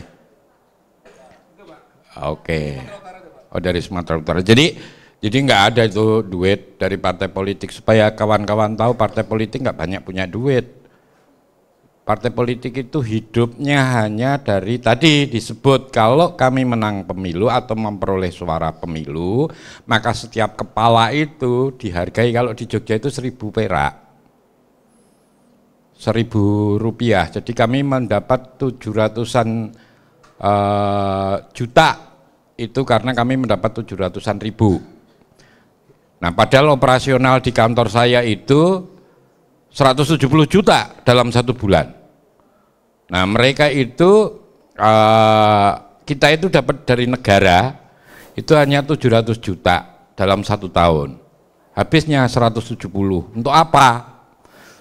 Kantor kami itu kan pakai lift, itu udah biayanya tinggi. Kemudian kegiatan-kegiatan yang kami inisiasi kemarin, ada kawan-kawan dari APMD juga ikut acara ketika dengan Budiman Sujatmiko kayak begitu, itu kan semua, dan di PDI terus menerus hari ini upayanya ini sekaligus menjawab bagaimana merekrut kaum muda. Pertama adalah mengajak kaum muda untuk memahami partai politik, tetapi tidak melalui pengajaran, indoktrinasi, tetapi dari passion mereka. Kami menyediakan tadi misalnya fasilitas bagaimana anak muda sekarang ini senang bikin video, senang bikin film, senang bermain musik, senang menari, senang main teater, senang berolahraga. Kami fasilitasi itu supaya berkumpul dulu. Baru pelan-pelan kita berdiskusi secara informal, karena saya yakin, seyakin-yakinnya, saya sudah tahu dari 97 mengelola partai politik. Cara pandang saya pasti berbeda dengan pandangan para akademisi. Pertama adalah anak-anak muda itu kalau pertama tak ajari tentang bagaimana partai politik, dia nggak mau. Udahlah, kalau dia sekolah di sekolah politik misalnya di UGM atau di sini, nah itu udah kami dapat di sana. Tetapi ketika kami ngomong tentang sebenarnya hari ini itu apa yang tengah terjadi. Misalnya saya menyadarkan, apakah kawan-kawan memahami bahwa Anda hari ini tidak saling bertemu, tetapi pertemuan Anda di dunia maya. Misalnya kayak begitu, mereka mulai tertarik dan mencoba mengekspresikan. Nah, pelan-pelan kami kemudian secara informal memberikan sesuatu di sana, meski harus langsung dari mulut saya. Misalnya seperti itu. Jadi balik ke Mbak tadi, saya harus clearkan bahwa tidak ada dana yang masuk ke desa melalui partai politik. Tetapi kalau pemerintah melalui organ-organ kami, apakah itu para bupati, wakil bupati, atau anggota dewan, itu memang benar. Jadi kan gini, kenapa di dalam apa ya namanya terminologinya PDI Perjuangan itu yang namanya bupati sampai presiden itu disebut petugas, ini yang diprotes. Yang diprotes oleh warga negara baru, yakni terutama netizen. Itu adalah kenapa mereka petugas. Saya ingin beritahu kalau partai politik di mana-mana. Saya ke Cina misalnya, saya nggak butuh ketemu gubernur. Emang siapa gubernur? Gubernur itu orang yang disuruh-suruh oleh partai politik. Maka di sana saya ketemu dengan pimpinan partai politik. Ini supaya kawan-kawan paham dulu. Nah, jadi memang kalau kemudian ada yang nggak terima ini Jokowi disebut petugas. Saya misalnya menjadi anggota legislatif itu petugas. Petugas atas yang dimiliki oleh visi PDI Perjuangan, yakni tadi merebut kekuasaan secara konstitusional dan menggunakan kekuasaan itu untuk kesejahteraan rakyat, kurang lebih kayak begitu. Nah, di sana kalau kemudian saya melakukan hanya untuk kesejahteraan saya sendiri, maka partai politik berhak menegur kadernya. Paham ya ini? Sampai di sini. Dan nggak tanggung-tanggung loh kalau partai politik di PDI itu kayak begitu ditegur 3 kali nggak mau ya silahkan mengundurkan diri. Memang nggak ada mekanisme PAW hari ini. Tetapi sudah pasti dijamin ke depan dia tidak akan, ini jawabannya Mas Gores, tidak mungkin dia dicalekkan. Itu PDI. Nggak mungkin PDI kemudian mencalekkan orang yang tidak sesuai dengan aturan partai. Lah yang mana yang mesti dipecat? Di PDI itu hanya 2. Jika dia korupsi dan narkoba. Sudah nggak ada ampun, begitu itu di narkoba dan kemudian didok memang iya oleh pengadilan ya. Besok pagi pasti sudah dipecat. Korupsi juga begitu, langsung dipecat. Apakah dia hanya pemakai atau pengedar, pasti dipecat. Itu loh bedanya. Ada kan partai saya nggak perlu sebut, yang dulu aktivis kawannya Tas, aktivis mengatakan dia hanya pemakai, tapi sampai hari ini nggak dipecat. Lah, saya nggak mau sebut lah, nggak enak. Tapi inisialnya pakai D lah partainya, pakai D gitu itu loh. Paham ya? Ya nggak paham nggak apa-apa. Kalau di kami itu pasti dipecat. Jadi itu yang bisa saya jawab. Kemudian dari masih yang nomor 1, bagaimana menindaklanjuti, kurang lebih ini ada pertanyaan sama, supaya benar-benar desa itu dilihatnya sebagai bukan sekedar objek gitu loh. Oke, secara teori saya tak jelaskan, mudah kayaknya. Tapi Anda ngerti nggak sih? Sebenarnya ketika misalnya nih pilihan lurah, nggak ada loh calon yang nggak minta bantuan PDI. Tetapi begitu jadi Anda lebih harus tahu, mereka itu jauh menjadi manajer bagi partai-partai dibandingkan menjadi orang yang mau sama-sama mewujudkan visi. Saya nggak usah sebut satu persatu. Ini soal perilaku. Jadi dia kemudian kalau kita minta bantuan nanti gimana ya supaya kami bisa memperoleh suara ini. Kalau tadi disebut seakan-akan suara itu negatif gitu ya. Nek dong golek suara ini kan tadi Mas itu ya. Saya kasih tahu Mas, ada perilaku yang sebenarnya kalau kita mau fair, segala sesuatu kita tumpahkan di kader kelurahan, dibantu oleh orang-orang yang menjadi legislatif atau apapun untuk mengangkat kepala desa yang akan menjadi pilihan rakyatnya di situ, dimenangkanlah. Tetapi begitu jadi dia tiba-tiba mengatur kami. Lah ini, kemudian kalau di publik, mana sih yang di koran untuk ngomong ke lurah arang nih ngomong ke partai politik? Iya ya, tadi udah saya beri petanya. Ya ini bagian orang-orang yang sinis terhadap partai politik. Nah kurang lebih seperti itu. Yang kedua, maka menjadi susah sebenarnya ketika kita benar-benar mau mengadvokasi, Mas. Karena tiba-tiba dicurigai kowe mengargolek swara neng kene. Sudah tulus didorong mereka untuk mengelola dana desa yang tadi disebutkan kok sesuai regulasi itu yang Mas siapa ya? Mas ini ya.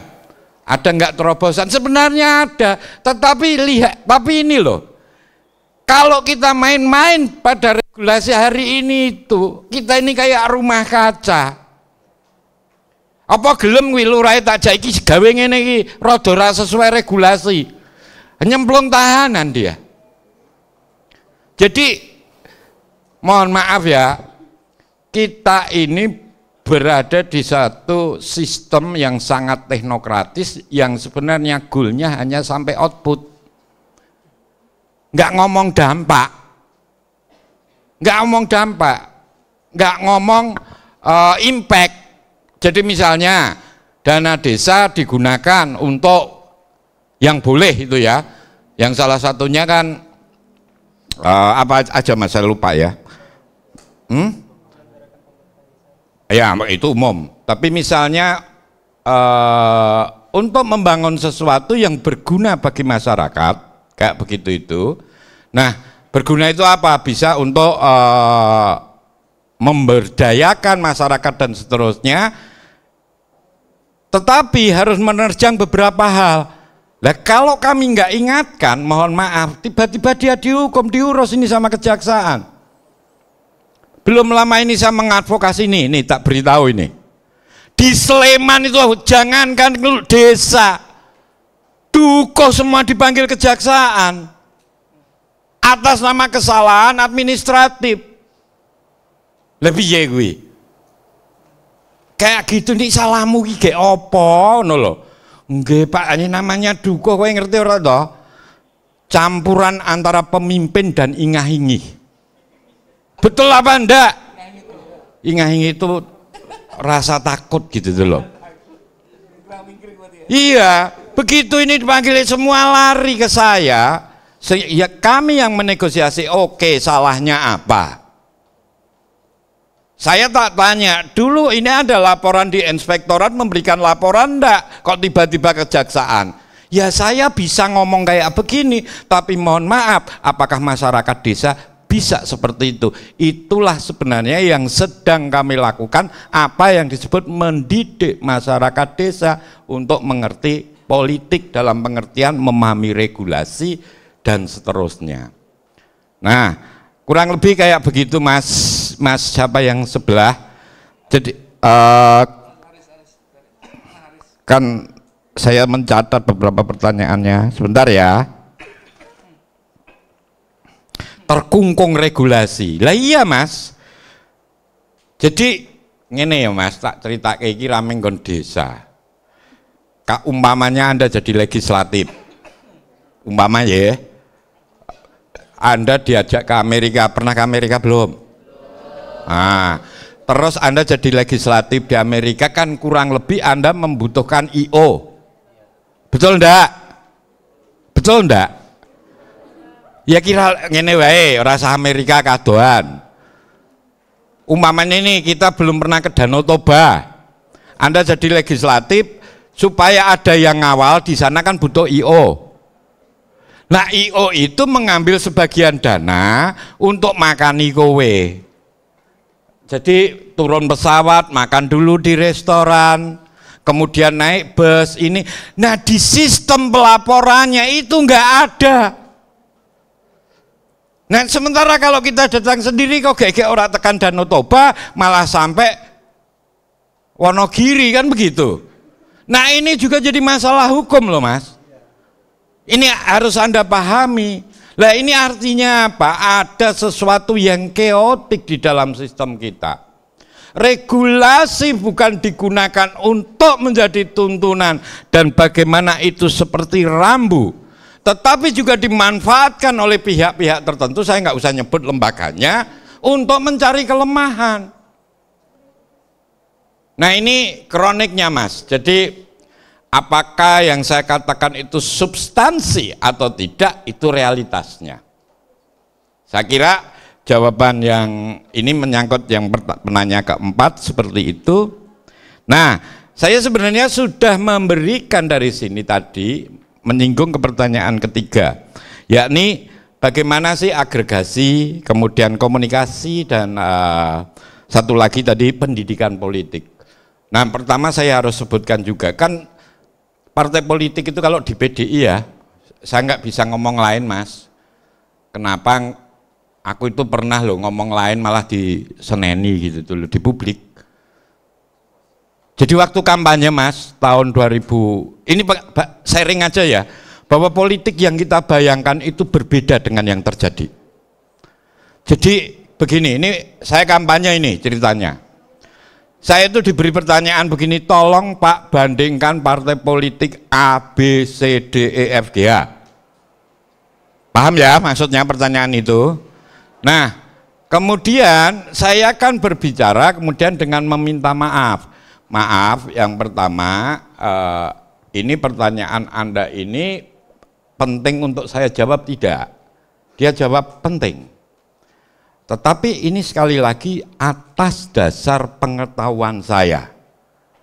Nah, kalau memang itu penting saya menjelaskan. Pertama, kalau PDI itu kayak begini, ideologinya kayak begini.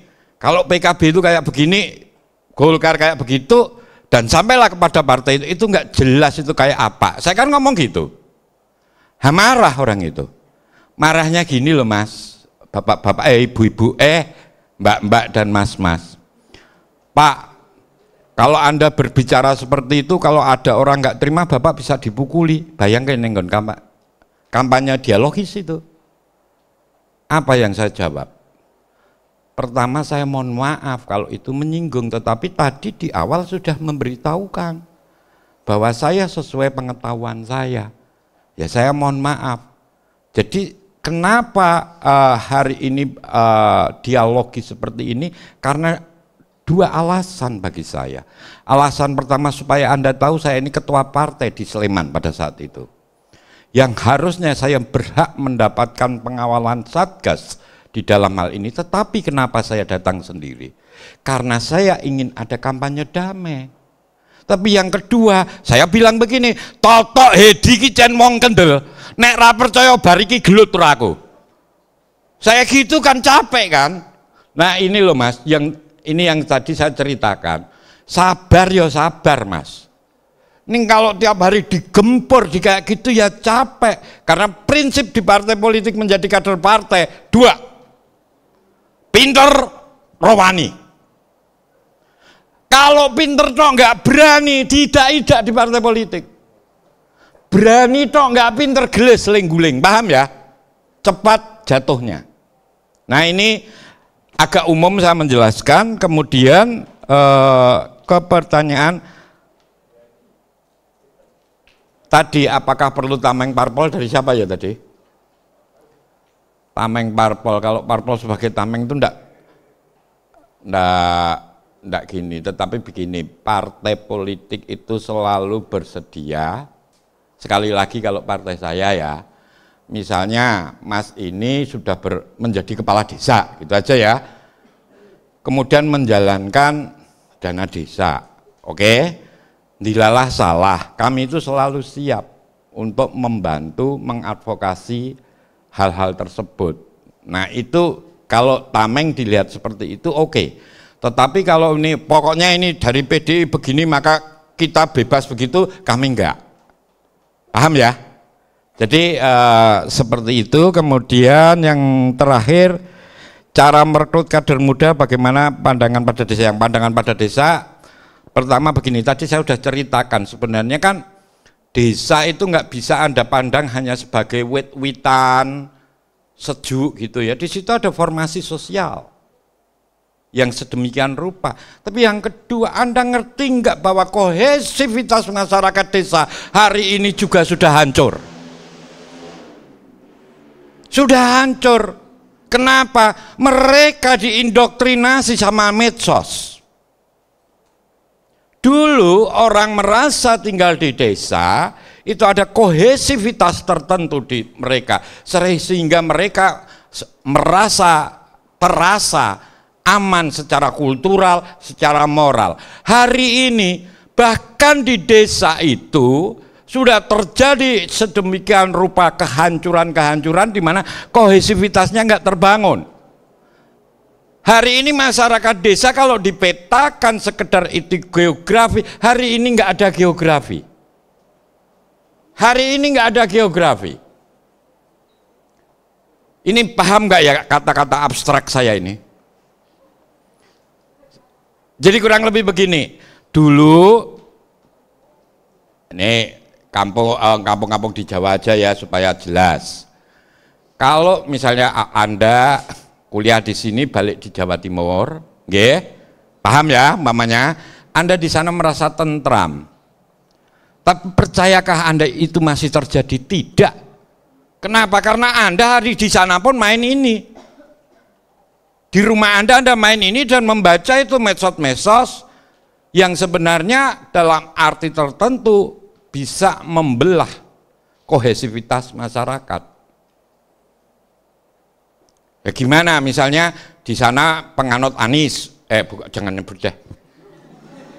Penganut Kadrun gitu ya. Menurut perspektif tertentu. Yang di sini penganut apa jenenge lawane Kadrun apa? Cebong. Itu diam-diam mereka berkelompok loh. Walaupun tidak secara fisik. Akibatnya apa? Mereka nggak bisa bertemu. Dan ini yang tadi saya sebut kegagalan Indonesia di dalam mengelola konflik menjadi konsensus. Hari ini polarisasi yang tertinggal dari 2019 masih berlanjut hari ini.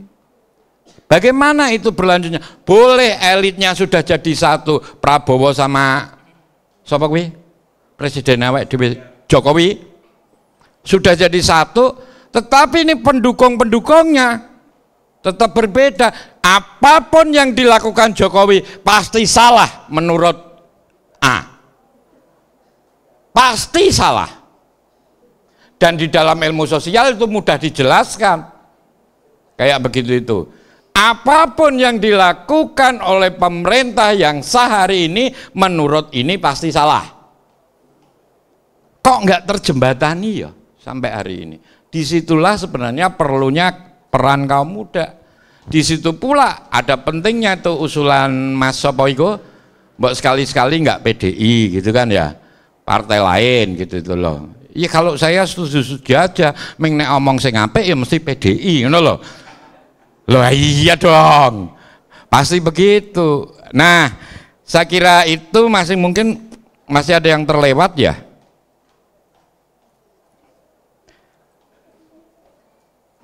Cara merekrut, tadi udah saya jelaskan ya. Nah, ya sudah, jadi intinya passion Anda, keinginan Anda hari ini itu nggak bisa kami petakan. Kecuali bahwa saya mengerti betul secara kultural, anak-anak hari ini, anak muda YZ itu, kalau di dalam wilayah kebudayaan hari ini disebut lebih bagaimana mereka mengalami pleasure. Pertanyaannya adalah, apakah rasa nikmat itu salah secara moral? Tidak. Karena saya punya basic berpikir bahwa kebudayaan itu adalah kata kerja.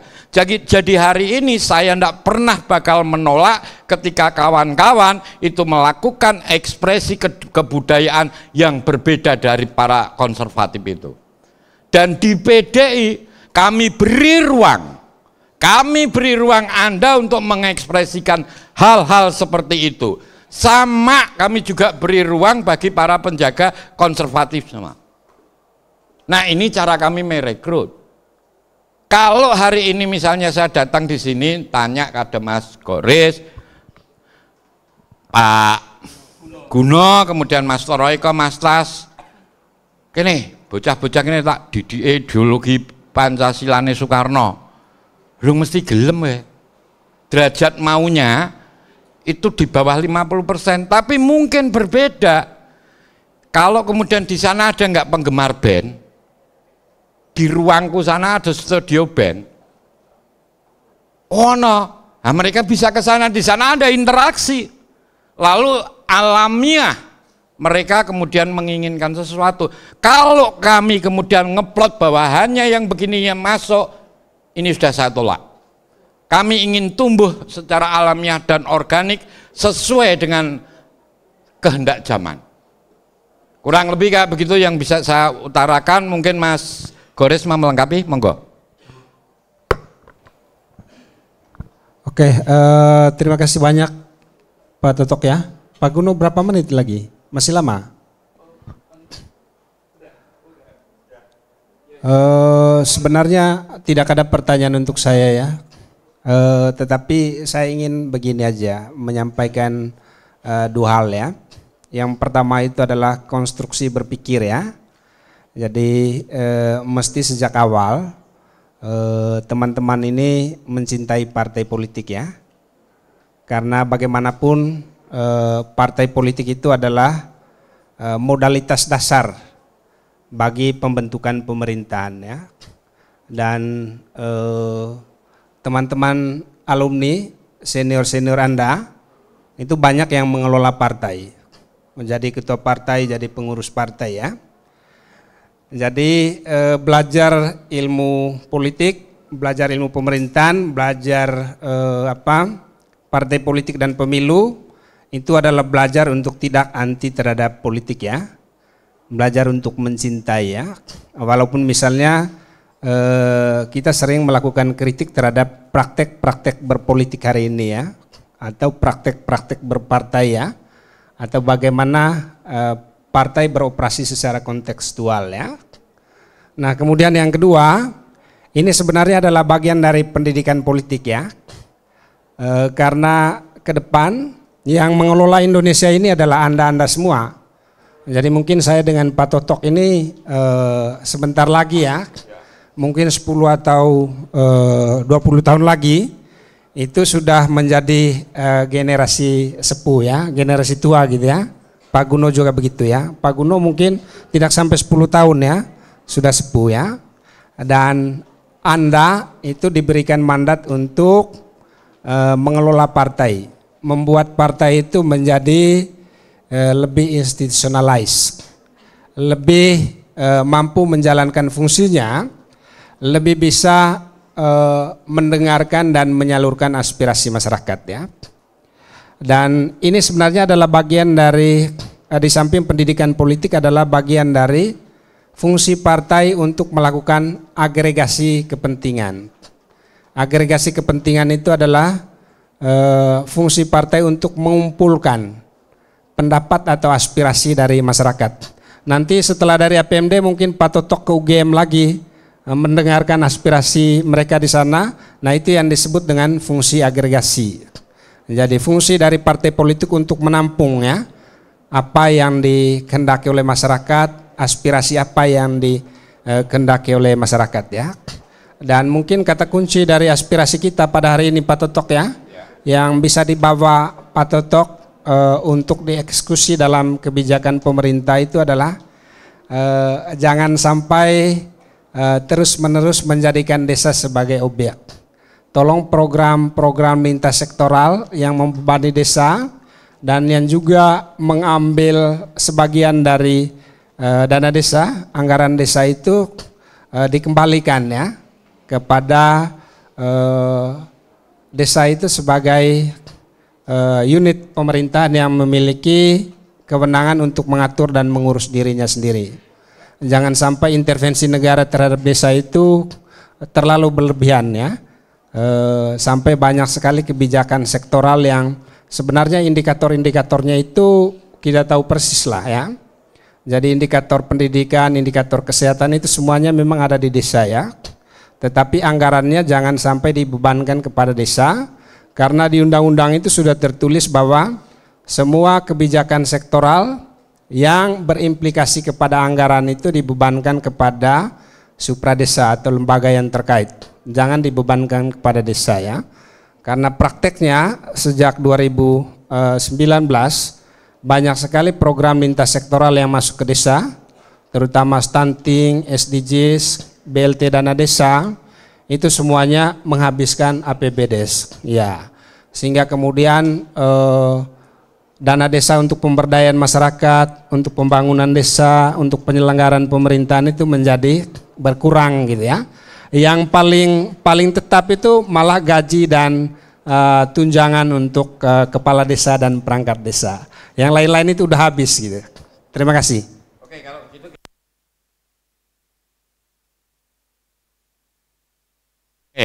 Pertama kalau memang itu yang terjadi, saya perlu tegaskan ya, bahkan negara itu bertanggung jawab tambahan untuk yang disebut tadi, kesehatan, stunting segala macam itu mengambil 10% dari DAU. Kalau ini memang terjadi di Jogja, saya akan turun langsung. Saya akan turun langsung menegur yang itu. Loh iya, karena itu jelas undang-undangnya, bahwa dana desa itu peruntukannya kayak begini, walaupun peruntukannya juga membingungkan, sangat membingungkan. Tetapi yang paling penting diketahui bahwa yang kayak begitu itu dana alokasi umum. Kalau sampai misalnya Kabupaten Sleman, misalnya begitu aja ya, bupatinya menyarankan misalnya itu diambil dana desa, saya tegur langsung dan saya akan bela masyarakat itu. Saya kira itu aja yang ingin saya sampaikan. Matur nuwun.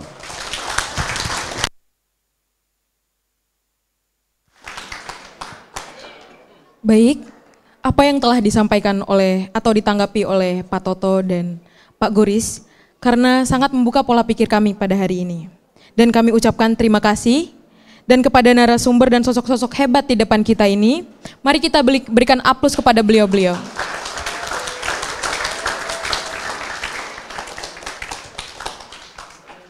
Baiklah, karena seperti yang kita tahu, acara sudah berakhir karena waktu sudah menunjukkan pukul 11.07. Karena tadi kita memulainya dengan doa dan ada baiknya kita menutupnya dengan doa kembali.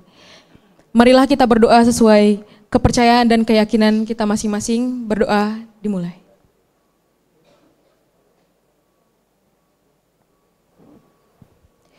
Berdoa selesai.